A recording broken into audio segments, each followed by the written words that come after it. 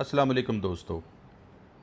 काफ़ी दिनों से मैं ये चीज़ सोच रहा था कि मुझे एक वीडियो बनानी चाहिए जिसमें मुझे अपने दोस्तों के सवालात के जवाबात देने चाहिए जो वो मुझसे गाहे बगाहे पूछते हैं और एक्सपेक्ट करते हैं कि मैंने पुलिस की जॉब क्यों छोड़ी, इंग्लैंड क्यों गया और इंग्लैंड से वापस क्यों आया और वकालत का प्रोफेशन ही आके चूज़ क्यों किया, और सबसे बड़ा सवाल कि हम लोगों को बाहर जाना चाहिए या नहीं जाना चाहिए।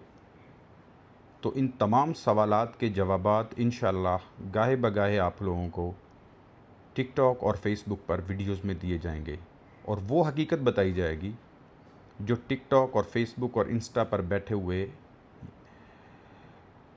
व्लॉगर आपको सच नहीं बताते। Stay tune for next video. Thank you.